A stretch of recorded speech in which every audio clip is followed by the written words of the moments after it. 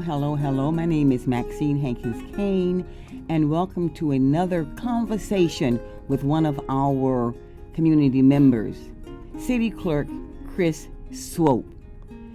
If you haven't also done this, please call, text, or email your friends and have them tune into this conversation because you do not want to miss this vitally important information today. Again, make that call. Hi, Clerk Chris Swope. I got Dr. your name Cain. pronounced correctly. Yes. Rope Swope. Hope for Swope. Hope for Swope. Okay, that's good. I think that the word relationships is important. I think that in order for us to connect with our community, we have to build relationships. So I want them to know who you are beyond the title of city clerk. So Chris Swope, City Clerk Swope, tell us who you are. Who are you? Well, I am a lifelong Michigan resident. I was born in Ypsilanti, sixth child, youngest, so I'm called the baby. I swear I am not spoiled. Okay. And we moved to White Lake Township, which is in Oakland County, when I was about 10. And then I came to Michigan State University, and I fell in love with this area, and I have never moved away since then. So I've been a resident of this area for, about going on 35 years, something like that. I'm in my, I'm 53, so I've been here quite a while. Okay. I graduated from Michigan State University with a degree in financial administration. And right about the time I graduated was when I came out of the closet as gay and discovered politics, kind of both at the same time, kind of related. I think that's kind of what led me into politics was advocating for civil and human rights. Absolutely. So I've spent many, many years working on human rights, civil rights issues. I moved to the city of Lansing, somewhere in around 93, 94. I got involved. Mayor Hollister appointed me to a committee that was in existence then called the Police Community Relations Committee. And we looked at the relationship primarily between the police department and minority communities. So a hero of mine, Bob Kennan, was the chair of that committee. So I have a really good relationship, and I dearly miss him. We miss him. Yeah, we miss him. Okay. So that was kind of my start in Lansing politics. Okay. I've been involved for a long time, and served as an Ingham County Commissioner I was elected 3 times. And then halfway through my third term, I got elected Lansing City Clerk. So I've been City Clerk. It'll be 15 years at the end of this year. So that time has passed by fast. Yes, it has gone by fast, and I have seen some changes in elections. I can tell you that. I have too. I have seen you know some what? changes. That's good. I think the audience now knows more about who you are. Relationships. And you just answered my first question, because my first question was, what spiked your interest in becoming a city clerk? And in that role, what are your responsibilities? Well, the funny thing is, I was interested in politics, but city clerk wasn't something that had crossed my mind. But the county clerk at the time, who I knew from working in the legislature, and then he was the county clerk and I was the county commissioner, and he had some concerns with the person that I replaced, that he didn't feel that she was doing a good enough job, and he asked me to consider running. And I thought about it, and I thought, I think that's something I can do well. So I ran for city clerk, and have enjoyed every minute of it since then. To me, your voice is your vote is your voice. They're interrelated. You have to, if you're not speaking for yourself, somebody else is speaking for you. If you're not making that decision, somebody else is making that decision for you. And it's not always somebody that you agree with or that has your best interests at heart. So it's so important that every voter can vote in a way that's easy for them, and that's been my focus for 15 years. Make voting easier. We safe, secure, easy voting. And, I've been advocating for so long for everybody to have the right to vote by absentee ballot. Mm-hmm. And I testified in the legislature, and they wouldn't do it.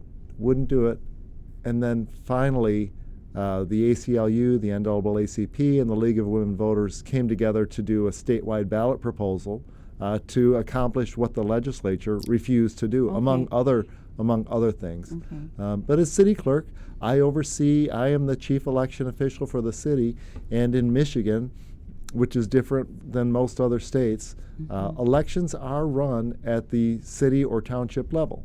So I hire and assign the election workers. I test the programming of the ballots. My office, we issue all the absentee ballots. We basically do all of the work on the ground to actually make the election occur. Okay, make it easier.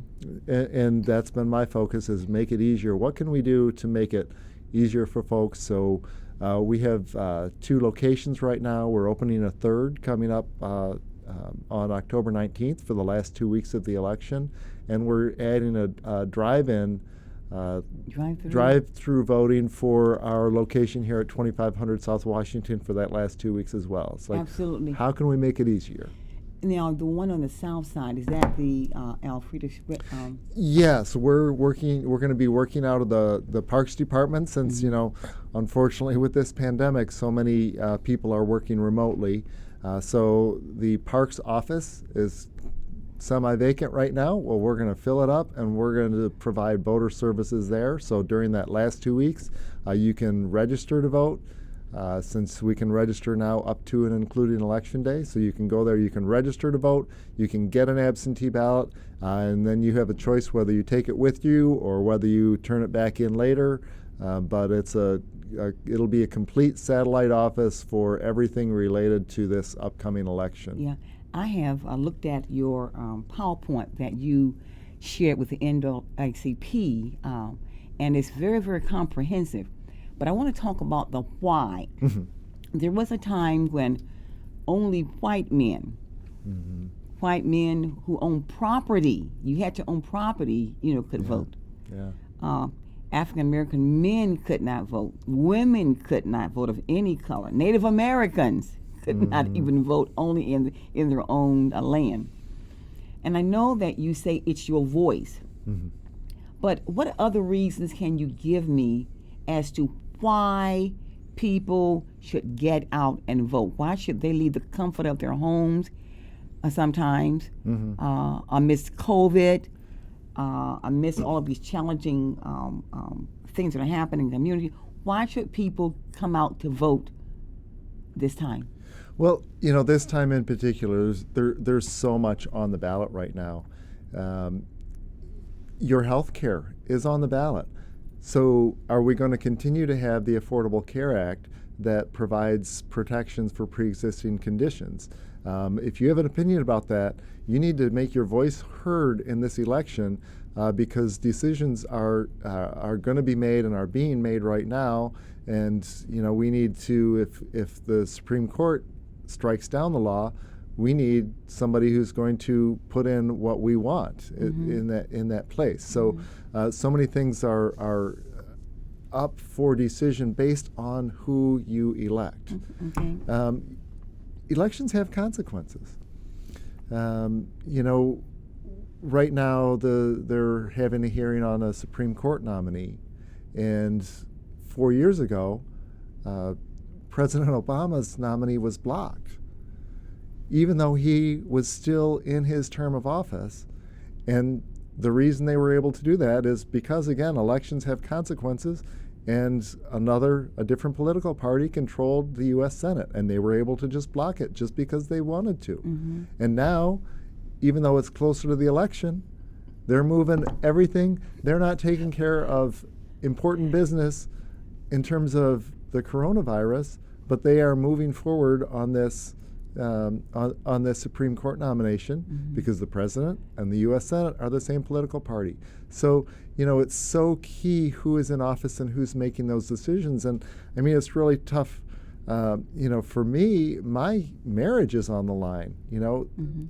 the Supreme Court was the one who declared my marriage was valid. I got married in Canada in 2004 because Canada settled law, you have same-sex marriage. In the United States, the law on the books says we don't, but the Supreme Court said nationwide we have that. Well, that's something that a different set of justices could make a different decision on. So the stakes are high for everyone. And even when you get down to a local level, who's the police chief? Do you have faith in the police chief? Do you have faith in the Board of Police Commissioners? The mayor appoints, and the city council confirms the police commissioners. So, if you want to make change from every level, all the way from president down to city council, and I just did a panel involving Lansing Community College yesterday. Who's the president of the Lansing Community College? That person's chosen by the elected board of the Lansing Community College Board of Trustees. So having your voice heard on every level of government is so important, so that you have people that represent your viewpoint to put in staff that represent your viewpoint and implement things that take your viewpoint. Another point, this is a big year. This is a presidential year and everybody's voting.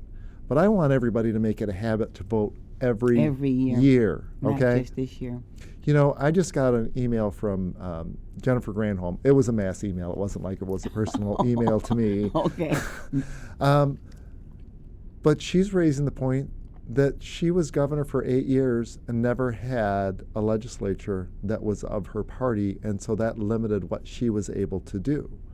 And the point of this email was, if you support Governor Whitmer, give her a legislature with whom she can work. Yes, okay. And our state Senate has been under one political party's rule since the 1980s. So nothing in Michigan has been enacted into law without that party's say-so. Okay, thank you.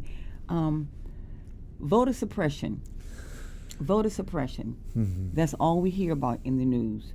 Ways that people are trying to keep others from voting. At one time it was, you have to own land, you had to be a certain color, you had to pay the poll taxes, be a certain gender, you had to be a certain gender, you had to take the literacy test. And now there are other ways that they're trying to suppress the vote.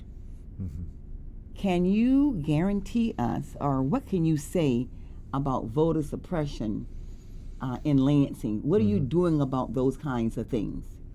Well, the only thing I really can do is speak the truth and to stop it when I see it. So, some of the things that stop people from voting are actually false rumors. So sometimes it's incorrect or untrue information, disinformation about a candidate or about the process.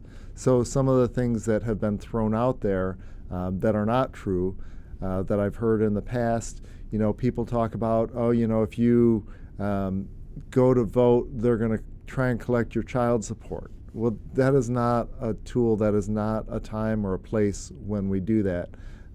If you vote, they're going to try and pick you up for warrants that we have. We do not have police presence in our polling places, and they will be monitoring, because we have had some politicians saying they want untrained militias to keep an eye on things, which is another form of voter intimidation. So, we're doing what we can to fight it. I want to thank our Secretary of State, Jocelyn Benson. She just today came out with a declaration as the state election official that there can be no open carry of guns in polling places or within 100 feet of polling places or within clerks' offices on Election Day. And I think that was a very smart, very wise move. I think, open carry can only lead to intimidation on Election Day and frighten people away from the polls. So I think that was very helpful. So Lansing has that voter suppression thing, all covered, unlike many of our other cities and states. Right. So because we have someone like you with integrity, that is a major issue here in Lansing. Now, everywhere I go, I see something called Plan Your Vote. Plan Your Vote. What does Plan Your Vote mean? Well, and it doesn't have to be a complex plan. It's just take a couple minutes and think about how you're going to vote. So you have the option to vote at home. You can submit a request, a signed request, and we'll mail that ballot to your home or wherever you happen to be staying. You know, we know with the way things are going right now, some people are taking care of a parent and they're staying there. So we can mail your ballot to you at your home or where you are. Or you can vote early. You can come to any of my 3 locations, pick up your ballot in person. You can turn it in right away, or you can turn it in later, or you can vote on Election Day. So on Election Day, you need to go to your own polling place that is on that voter ID card that we mailed to you, or you can go to lansingvotes.com to confirm where that is if you aren't sure. But there's 3 ways to vote. Pick one. Choose a plan. Pick one. If you want to vote at home, you should probably get your application in very soon because that relies on the mail. Okay, so is it too late for an absentee vote? It is not. We can mail them out up until the Friday before the election. Okay. And then if we're mailing it that late, you're probably going to have to drop it at a drop box or in person at my office. Vote early. We're open. We're going to be open the weekend before the election at our South Washington location for 24 hours of voting. We're going to be open from 10 a.m. to 10 p.m. Saturday, Halloween, and Sunday, November 1st. And we're even going to have an event so you can have some fun. So if you pick that day to do it, you can have some fun. Or make a decision now. If you're going to vote on Election Day, think about what time are you going to vote. Okay? You know your work schedule. I don't know your work schedule. You make your own plan. And it doesn't have to be a complex plan. It just has to be, I am going to vote, and this is which of those 3 ways I'm going to vote, and this is what day or time I'm going to vote. In other words, no excuses. No excuses. No excuses. Nope. Vote. I am 17 and I will be 18 on November the 3rd. Can I vote? You can. You can register now. You can pick up your absentee ballot in person. You can submit that vote. As long as you will be 18 on Election Day, you can register ahead and vote. And now with same-day registration, if you want to, you can wait till Election Day. I don't advise it because something can happen. But you can register and vote now or up through Election Day. Okay. I will note with the registration, the same-day registration, as well as the whole last 2 weeks, if you're registering that close to the election, you are required to verify your residence. Yeah. So we need something. A phone bill. A phone bill, and it can be electronic. It can be a phone bill on your smartphone. It could be a LCC registration notice, something with your name and address. Driver's license, what have you. If you are one, like I am, my husband is also one who does the absentee ballots. We mail them in. What is the most common mistake that people make that will cause that ballot to be discarded? Well, the main thing is, and we do contact the voters if this happens. Oh, do you? The main thing is forgetting to sign. Okay. You have to sign this green box in order for us to be able to count your ballot. Okay. That signature, you're certifying that you're an eligible voter, you're a United States citizen. That is absolutely required. We cannot count your ballot without doing that. Okay. But we get a lot of questions about things that don't necessarily disqualify a whole ballot, but maybe they might sacrifice 1 or 2 offices. And you can get a new ballot, or you can vote it that way. It's up to you. If it's all right, I want to take a minute and talk about how straight ticket voting works. Yes, please. Okay. That was my next question, matter of fact. Okay. So on the ballot, there's a straight ticket section. So you can mark this or not. So if you mark this straight ticket for whatever political party you want, that takes care of all the partisan offices it automatically casts a vote for all. It stops about right here, starts the nonpartisan. So that one mark takes care of like 30 bubbles. Like I am electing all of the Democratic candidates, or I am electing all of the Republican. Exactly. parties. Yes. By filling in one bubble, you take care of all of those. Now suppose you do both. You mark the. Yep, you Yeah. can, and you can do that. That's okay. So if you just vote that and skip everything else, that's called a straight ticket. If you vote your party and then vote in the offices, that's called a split ticket. Now, the offices, if you vote in an individual office, that overrides the straight party for that office. Okay. So the example I like to give is, I'm party X, but my next door neighbor is running for county commissioner and he's party Y and I really like him. So you can vote party X on the straight party, and then you go to county commissioner, you vote for party Y, and your neighbor's taken care of. So that's a split ticket. Or you can skip the straight ticket and only vote for candidates. That's called a mixed ticket. Okay. Whichever one of those three options you do, please also remember there's a nonpartisan section that is not covered by the straight ticket, as well as proposals. Yes. Okay, and there are things on both sides. It's a very full ballot and a lot of important things. One of the things that's happening a lot this year for some reason, we have one judgeship that there's 6 candidates, but you can only vote for one. Yes. And we have a lot of people that are voting for more than one and then realizing that they screwed up. Now, Only vote for one. only vote for one in that. But if you mess that up, we can get you a new ballot. Or if you just leave it like that, or if you realized you already turned your ballot in and you did that, it will only mess up that office. Messing up one office doesn't mess up the whole thing. It doesn't spoil the whole what thing. I did, because at one time it was a number 2 pencil, use a number 2 pencil. So I used a number 2 pencil on my ballot this time. And then I read it. It said use ink. Was it blue ink or black ink? Black or blue. Black or blue. So I had to reopen my ballot. Okay. And I had to go over it with black. I chose black ink.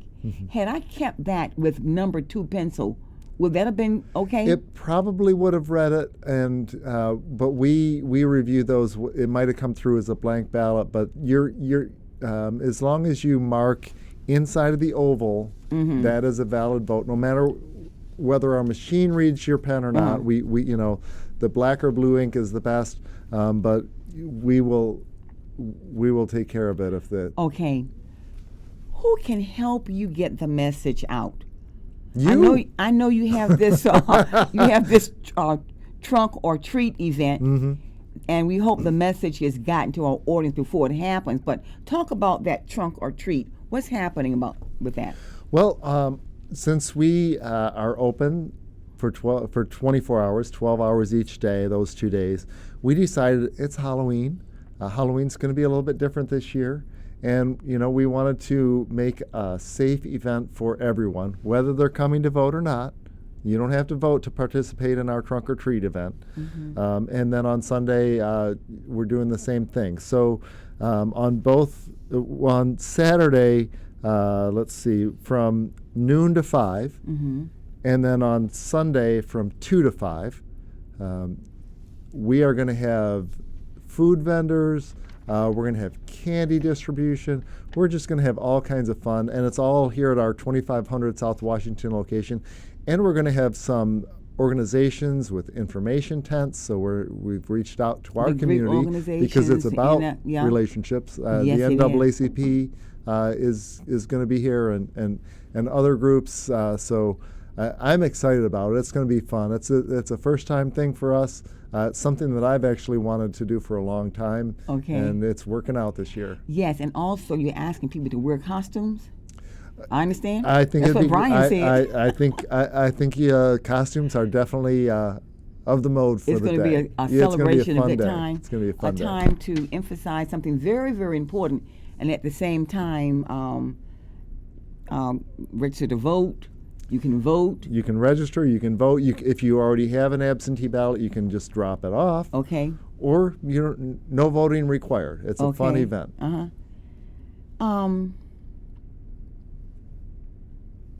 How do you feel about what you're doing now?